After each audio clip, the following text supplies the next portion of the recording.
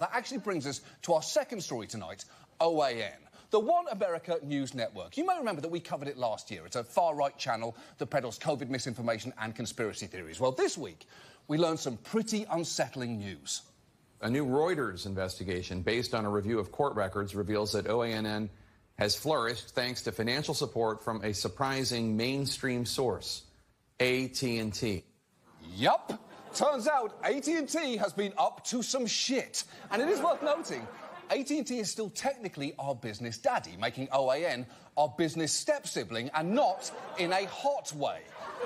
Reuters reported that in depositions, OAN's founder Robert Herring testified AT&T executives once told him they wanted a conservative network, and he claims, when they said that, I jumped to it and built one. And once he built the channel, AT&T carried it first on their UVerse system and then on DirecTV.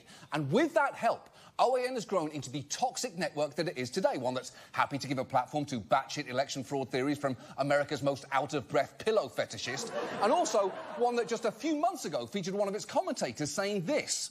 Despite their best efforts, the radical Democrats left fingerprints all over the country, providing a trail of evidence that the 2020 election was not only tampered with, but was actually overthrown. Any American involved in these efforts, from those who ran the voting machines to the very highest government officials, is guilty of treason under U.S. Code 2381, which carries with it the penalty of death.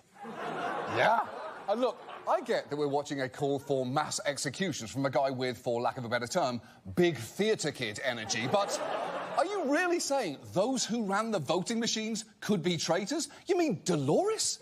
Dolores from down the street?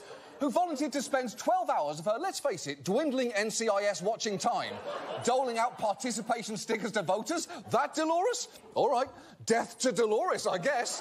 Sorry, Lolo, but decaf Pitbull here heard a rumour from a pillow salesman that you deserve the chair. Now, I have to tell you, AT&T says that no senior executive suggested to Herring that he create another conservative network, with the carve-out of senior there being pretty striking. They've also said they've never had a financial interest in OAN's success and do not fund the network, neither of which is 100% the issue here. They also claim the only reason OAN was on DirecTV was that the network had sued them, and OK. I guess the largest telecom company in the world got rolled in a lawsuit by a ragtag band of fascists. It happens.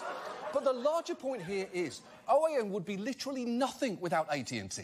An OAN accountant reportedly said under oath that AT&T provided 90% of Herring Network's income. And as for OAN's horrendous content, AT&T told us DirecTV respects the editorial independence of the channels it carries, just as AT&T is committed to providing editorial independence for every Warner Media show, including this one. And that is such a relief, especially the last part, because if I may, I'd like to use that generous editorial independence to offer some constructive feedback to AT&T. Take its recent campaign, More for Your Thing, That's Our Thing, which is respectfully complete gibberish. It sounds like Yoda pitching a penis enlargement device. It is so nonsensical, I have to assume something was lost in communication, which actually would be a much more appropriate slogan for the company. And if you don't like that slogan, AT&T, don't worry, I've got more. How about AT&T, or the business savvy of Quibi without the courtesy of committing corporate suicide?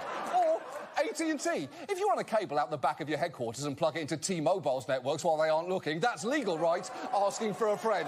Any of those are all yours if you want them. And look, AT&T, I know our relationship is a little awkward, especially since you're trying to spin this business baby off in your deal with Discovery. But while we are still technically related, let me just say this. You're a terrible company.